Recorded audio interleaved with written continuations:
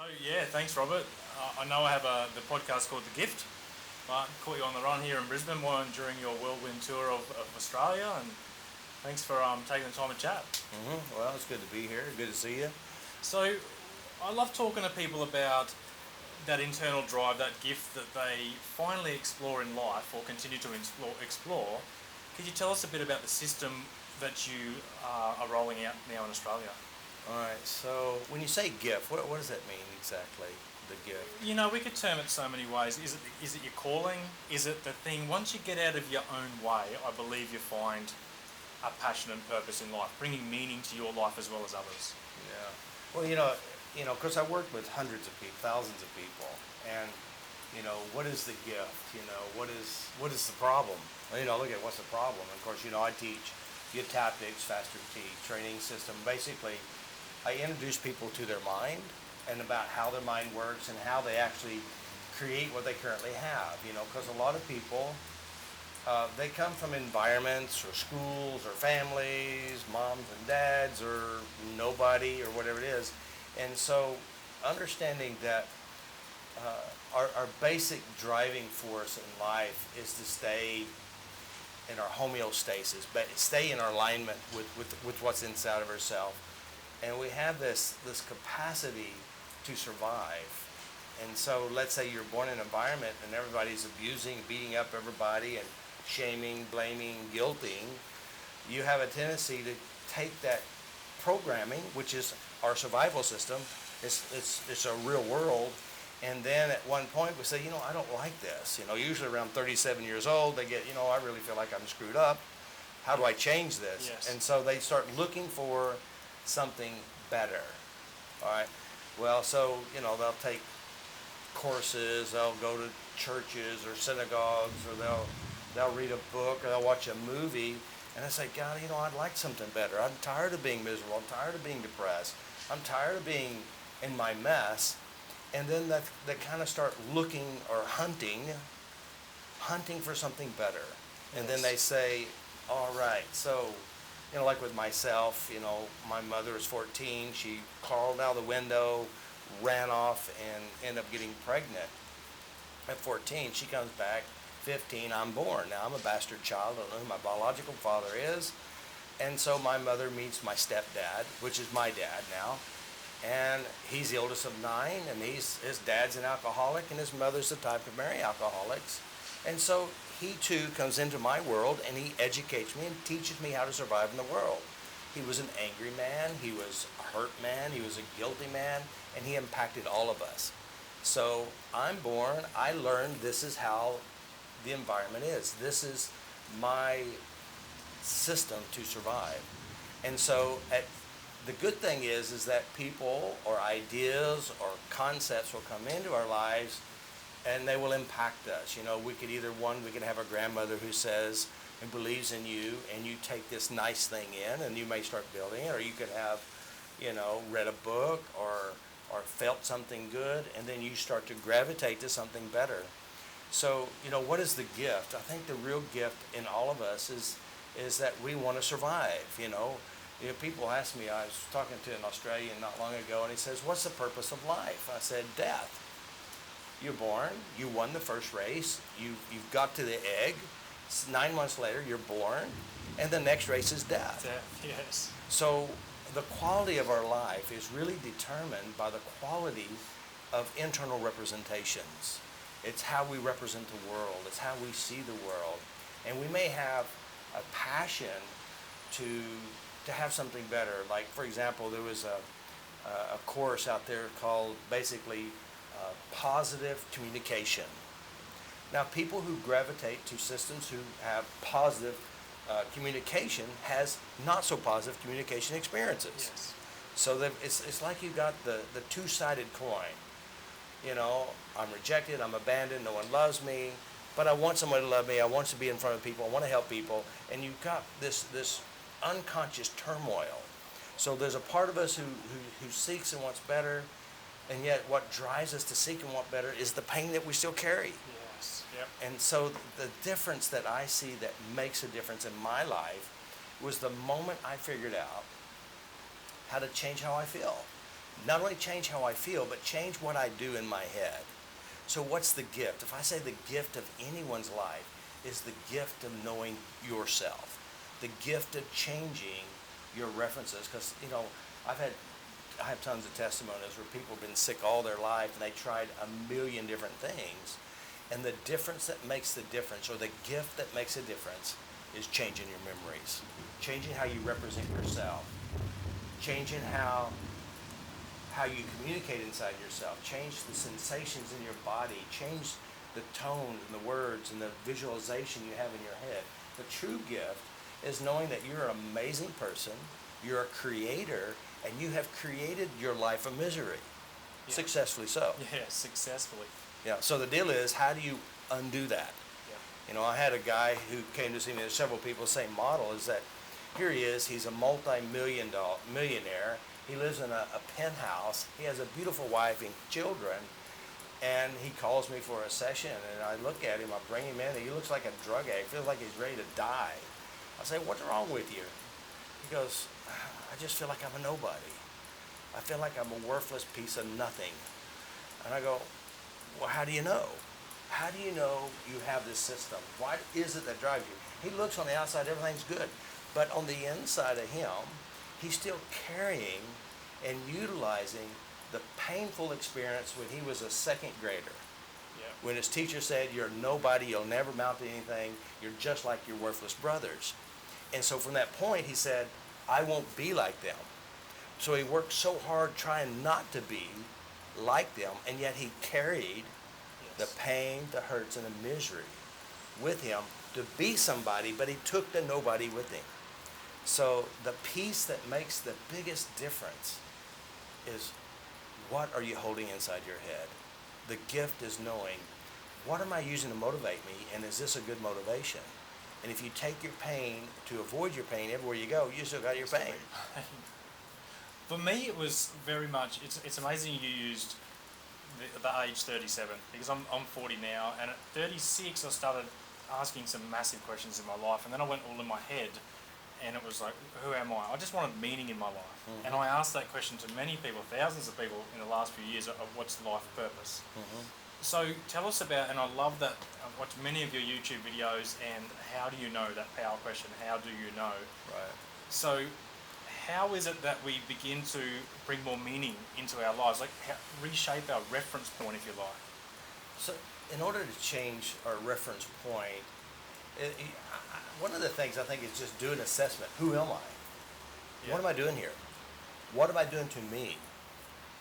Knowing that, one of the things I know, that my life today is a normal life, just like my life of misery was normal then. I know it happened. I knew I was not happy. I was not pleasant. But the difference that makes the difference for me is to know the value of my life is what I do inside me. It's what am I doing today? Where's my passion? What feeds me? And what feeds me is my passion to grow and learn, because I like learning. 2, I like to help other people. I get a thrill of seeing somebody else get it, So like with yourself, mine, I think I started earlier. I started at 15. I moved. Runs on the board. Well, 37 is definitely around that age is when I really started actively more pursuing, because when I was 15, I moved out of my parents' house because, I went to my aunt and uncle's house, and I noticed something that was really amazing, and that is, it was peaceful. I wasn't afraid. My life was good there. And so when I went back home to Oklahoma, I went to Louisiana, and when I went back to Oklahoma, I said, Mom, I don't want to live here anymore. I didn't say this, but I said I didn't like the environment. Yeah. And she said, well, you can't. You can go live with your grandmother. Even when I was at my grandmother's house, even though it was different, I was still gun shy. I would hear my grandfather clear his throat, and I'm looking for a head or something. Yeah, right. So the purpose, I think, really in the gift of life is that, you're going to die. Get over it, let it go, and start building what makes you feel good. Where's your passion? What makes you smile? And I think for me, I love, here I'm in Brisbane now. I did a seminar here earlier, Heal Your Body, And we have people come in and we're really sick. I mean, doctors say we can't do anything for you. Fibromyalgia, ME, and loads of this stuff. And I said, who are you today? I'm sick. I said, how you know? You have proof. And once you go back and you start changing those experiences, because see, who we are today is built from yesterday. Yes. And how we hold yesterday.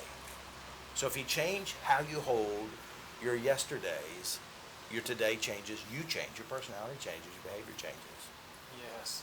For me, when you take a look, I went through anxiety, like major anxiety. It was like terror and it was like impending doom in my mind. Mm-hmm. How do you soften that blow? How do you ask the question of who am I? Mm-hmm. And then realize you have the power of personal choice to then see reality for what really is. Well, here's the logic to it. In order to have a panic attack or in order to have anxiety, you got to have proof.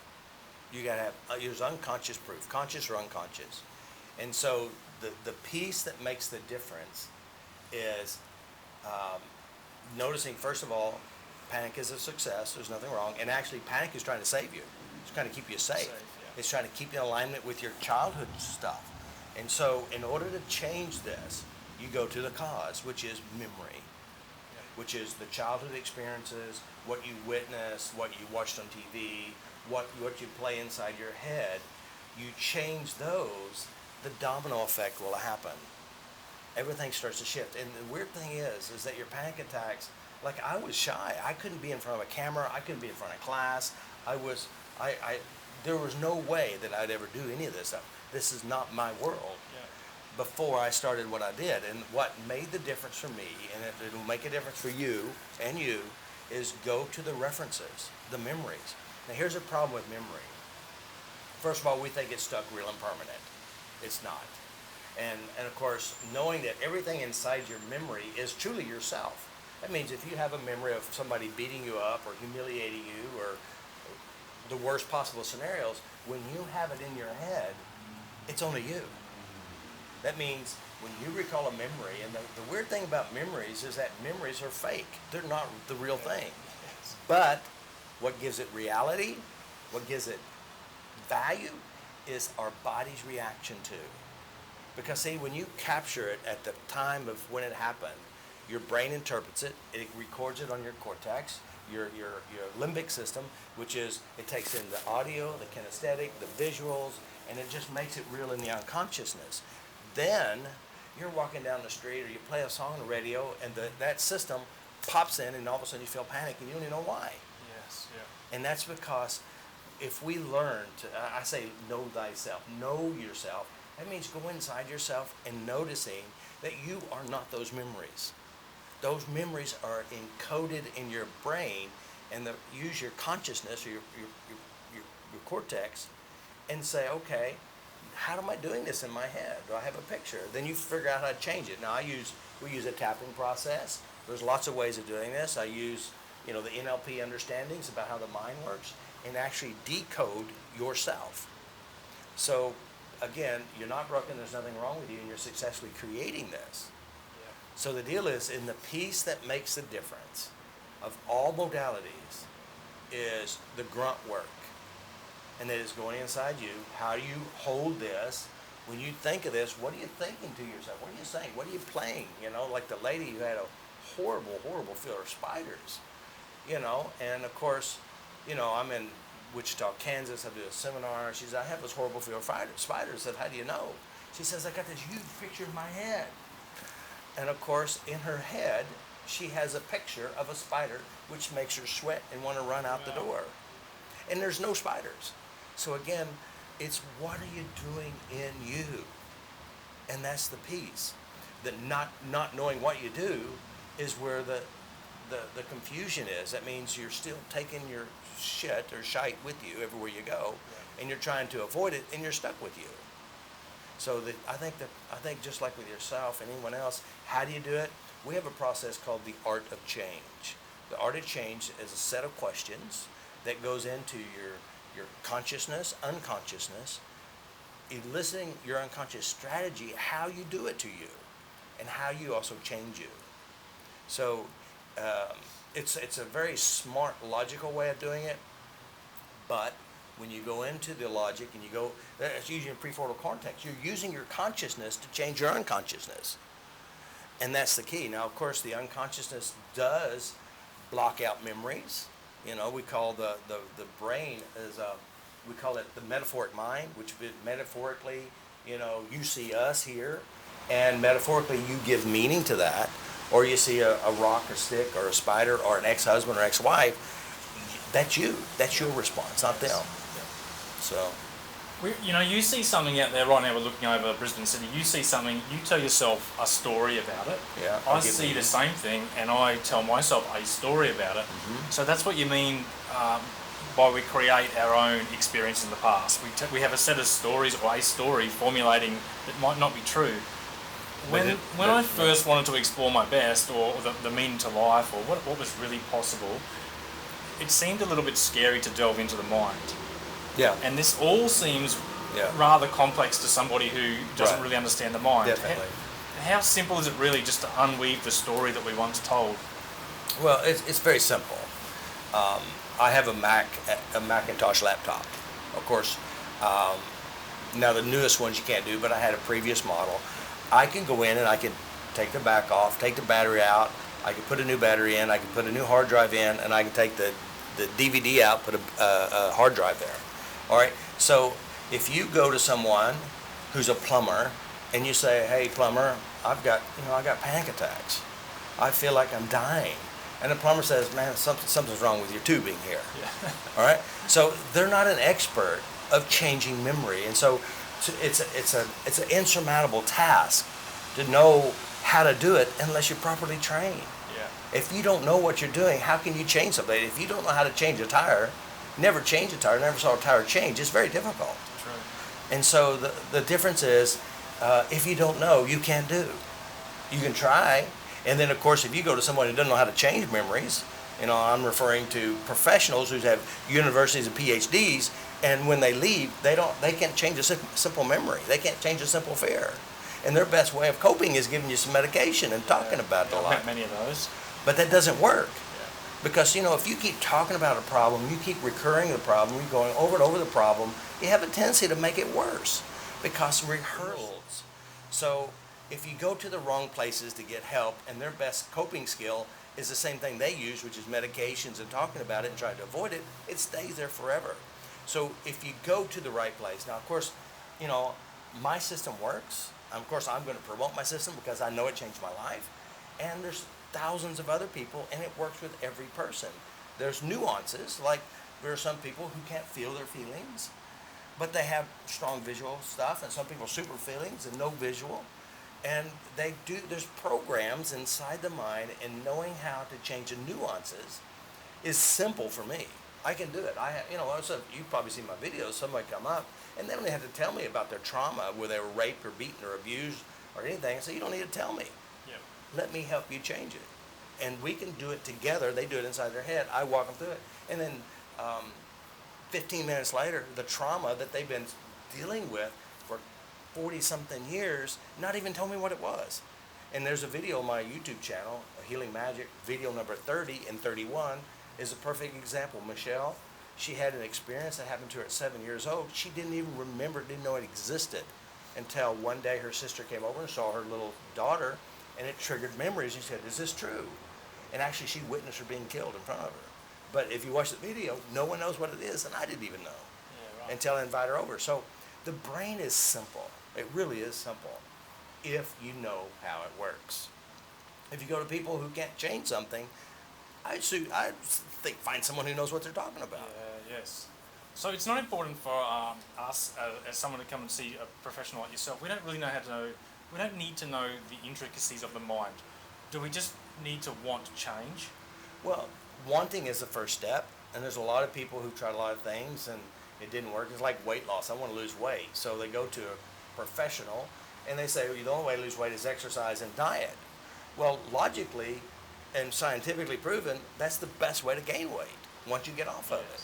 All right, so what's the problem? It's internal representation. So my personal opinion for you and everyone else watching is you need to know yourself. That means know the inner workings of your mind. Know how to be your own best friend. Now here's the problem. you're scared of your own internal world. Yes. Yeah, I can You're afraid to relate. go inside there and say, listen, I'd rather you beat me with a stick. I'd rather suffer severe physical pain than look inside my head. Well, guess what? It's going to be a miserable life until that moment of death. Yep. So my thinking is, know how you work and change you. There's a lot of people out there that say know thyself, and I think that's the next decade we're moving into. I personally believe is if you can get into know your own world and feel your way forward, your life changes. For me, when I had big anxiety, I was told to go and study hypnosis, hypnotherapy, and the pure fact of letting go and delving into the mind freaked the hell out of me. Yeah. But I'll tell you, when I fell through the mind and just totally surrendered to the process, once I realised there was nothing beyond it, the mind wasn't so angry, I could realise the power of the mind. So how do we let go more in our life and trust, our intuition, our feeling, what feels good? Because right now this conversation, you can talk to someone that feels really icky, not so right. To have this conversation, it feels like it's just flowing. How do we recognise that more? Well, see, again, you're talking about a kinesthetic, feel through life, True, yeah. sense and know. That is a strong kinesthetic operation. Now, the interesting thing about the kinesthetic, or the physical feelings, is driven by the unconscious. Now, the unconscious has references and proofs that will give you the same feeling when you're standing in front of a group of people to say something. That's still the unconscious doing it. So there's the same side of there's two sides of the coin. One, follow your feelings, feel good, and hopefully you make a good decision. But it's like when you're out there in the dating world and you're going to pick a woman or a man, and if they just feel right to me, and then they don't seem like all the others, and after you start dating them, they end up being exactly what you came from, because you're operating from feelings. So there has to be a balance, and that is a conscious, unconscious, the data balance, the sensation balance, because a lot of people are driven by their feelings, and that's why they're super sick. That's why they have fibromyalgia. Yep. So there has to be a balance, and of course, if without a balance, there's going to be an out of balance. So you've got to know your world, and by the way, your kinesthetics, your feelings, is a reaction to data. Yeah. So again, a lot of people follow their feelings, and that's great, but it's the same feelings that they said, well, I'm an empath, I can feel other people's feelings, which you can't, you project. And then of course the feelings get so big that they have to stay out in the woods because the energies or the emotions of other people impacted them, so they have to avoid everybody. Yes. Yep. So then there is the extreme to everything. And of course, I know people personally who had to go and hide in the woods, who are super sensitive to the radio waves or the smells, or even allergic to every food. But if you go back into their minds, it represents a relationship, and a relationship with their foods that they eat, the fighting, the argument, the emotional environment where they come from, the inability to deal with their own physical and emotional pains. And so they said, I don't want to see that, I don't want to deal with that. And then they're driven by their feelings too. So there has to be a balance. And again, all problems today, seemingly problems, are an outcome of all recordings of our childhood all the way up to present.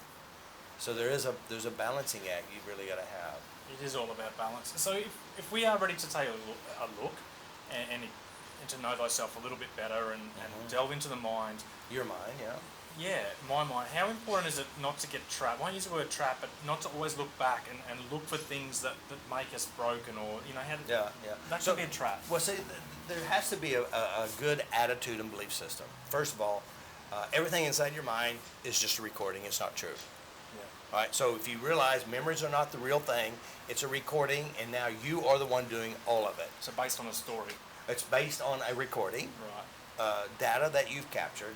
Now, what we do, there's a balancing act. So say, for example, I do an intake, and I find out that you have a fear of something, and then I say, well, when did you have it? When it happened? So I got 10 memories that supports your successful panic attack. So what we'll do is we go to memory 1. And since we go to memory 1, when we're done with memory 1, you've got a smile on your face. The memory of that memory has actually changed. Now, research has clearly shown that the mind is very placid. That means it's very plastic. It changes. You can go to any memory, and when you go to memory, the act of visiting a memory, depending on how you feel and the intention of visiting a memory, the memory is automatically adjusted just because you pulled it out and looked at it. And there's a lot of research showing this. Elizabeth Loftus talks about, false memories, where a lot of people were incarcerated with a false memory that the person thought they really saw, but it's false. And so when you go to a memory, and when you get done with a memory, that memory can never bother you again.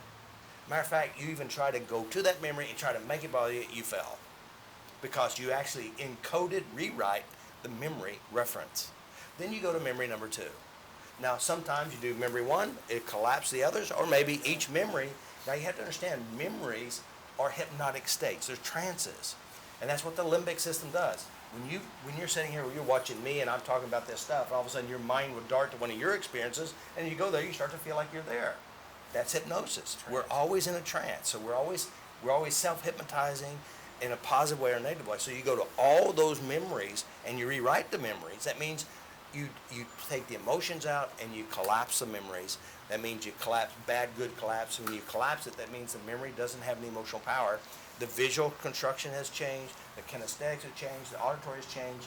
You actually are now taking control of your mental computer.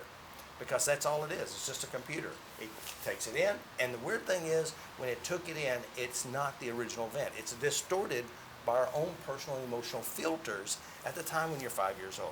Yes. Yep. So you go and you start changing memories, all of a sudden, we're using the law of attraction, because see, you're going to attract what you already hold. So you change the memories and you turn them into positive. Naturally, you'll be positive without even thinking on how to be positive, because your brain is using new resources. And that's the power of the brain. It's a powerful manifester, and it keeps you in alignment with what you hold. You change what you hold, all of a sudden you collect and attract differently. So I've seen the FasterEFT process on YouTube, and it seems to work so far. I mean, I can speak from personal experience that it works quick. Yeah. So why is it so powerful and quick? Well, because it's addressing two pieces at the same time. First of all, the system is set up to address the unconscious. And the unconscious has all the resources. It has all the feelings, emotions, sensations, and the way it's set up, the quick tap, is set up to speak directly to the unconscious. And by the way, if you're listening to me and I say, think of a dog, and you do, who gave you the dog? Not me. It's your unconscious. So that means it'll Google your information, it'll pull the dog up, whether it's a pleasant dog experience or unpleasant, and all of a sudden you start to feel that experience. So with the system that I have, it's an unconscious communication. And there's pieces to it, like when you're sitting here talking to me, you're in a slight trance. When I say go back and remember when, you go into your deep trance of your emotional stuff. And then I say, if you had a tree in front of you, pull the roots out, it pulls you out of trance. I say close your eyes, feel it again for the last time. You're going into your trance. There's a lot of in and out trances. And one of the things I figured out in the early days is how the brain works and how it updates itself. Let's say I meet you and I meet you and I say, wow, this guy's a really nice guy. I really like this guy. He's smart, intelligent, he's very kind. And then I go have coffee with my friend Susan or Jane or somebody says, and I say, hey, I just met this guy. He goes, and they will say, did you really? He's a jerk. He beats people. And then all of a sudden, see, I'm thinking of you, and I have a good experience, and then you go to someone else and they start emotionally impacting me, and then I start visualizing and feeling what they're saying. All of a sudden, that memory of you automatically changed. Yes. Then all of a sudden, when I see you, then I have this little distance. Yeah. This is how the brain works. This is how, when you go to a bad memory and you're feeling bad, but visiting the bad memory, you're going to add more to it. When you go consciously and you say, I'm here to change this memory, and I want to use FasterEFT or anything else, it will actually change the memory reference and the meaning. So what I'm saying is that it's your reaction to the world. And if you're always running from something that bothers you, who's your boss? Yeah, they are. Yeah. So what you have to do is figure out how to change your reaction to them. So, when I say a lot of people are into the spiritual thing, I said, listen, test your true spirituality. Family reunions. Yeah. Go to your churches, go to your schools, see your exes, see how emotionally you evolve. So what you want to do is somebody said, well, I'm in a bad relationship. Should I leave? I said, well, no, if they're not physically hurting you, allow this relationship to heal you. If you have a job you hate, the lady said, I can't wait to retire. I freaking hate my job. And I said, how long you have to retire? I got 10 more years. So in 10 more years, you're going to practice misery and think all of a sudden the rainbow appears and everything's gone. It doesn't work that way. So what you got to do is you work on you. What's my reaction to you? What is it about you that's just like me? Who do you represent? You represent my dad, my mom?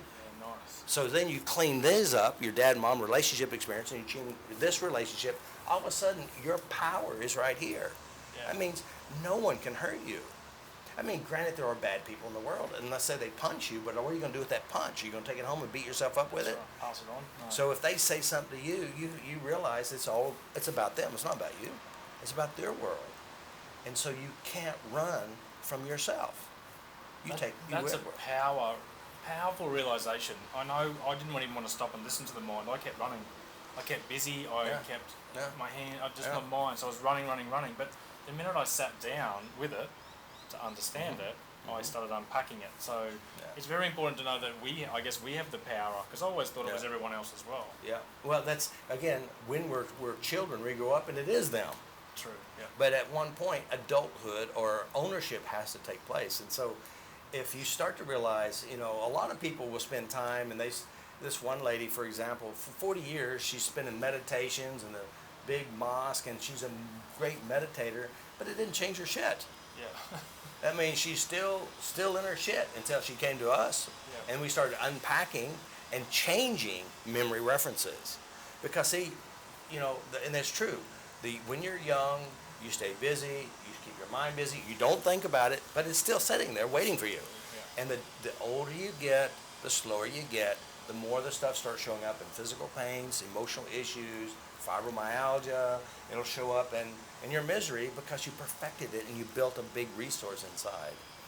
Yeah, that is key. Like you say, you have been successful no matter what. You're going to die. Pick your death. Congratulations. Yeah, pick your death. You want to suffer, or you want to take ownership of your mind. Now, here's another big farce that people get into. Knowing mental mechanics and knowing how it works doesn't solve it. You actually have to go change the memories, change the references. And people say, no, I don't want you to change my memories. Who will I be? I said, better off. Yeah, you. Yeah, you still be you. And if you change your memories, you're not changing what originally happened, by the way. What originally happened back then, it's gone, it doesn't exist. But what you are changing is what you do to you today, tomorrow, and the rest of your life. So the memories you hold, is it something you'd give to a child? If it isn't, then you shouldn't hold it either. Yeah, wow, what a way to, finish off is, that's the gift, isn't it? It is dealing with the past and really finding the true self to move forward. Yeah, the gift, the true gift, like you said, is changing your past and how you represent it. Yeah. Building a new you from inside you, and the new you creates a better life. Because inside you, you're already better. Yeah. Perfect. You're always attracting. Amazing. So where else can the listeners get more of you, more of Robert, or more of your systems? Well, there's several places, FasterEFT.com. We're working on our new website, skillsofchange.com. I have YouTube videos, about 1,400 free videos on YouTube, FasterEFT, Robert Smith, or Healing Magic. All of these are great places to find more. I have a live online training live training, online training. I travel around the world. If you really want to know how to solve your problems, change your problems, we have the level 1 online. You can change yourself, and it's a 7-day course that I've given live. I'm actually giving one starting this week here in Brisbane, and I'm going to Greece and in the U.S. to do seminars, teaching people how to take ownership and to be their own self. Perfect. All right, very good. Great. Yeah. Thanks for the chat, Rob. Really appreciate it. Good to be here. Thank you. Yeah. Thank you, guys. Notice the sun came out just in time. Yeah.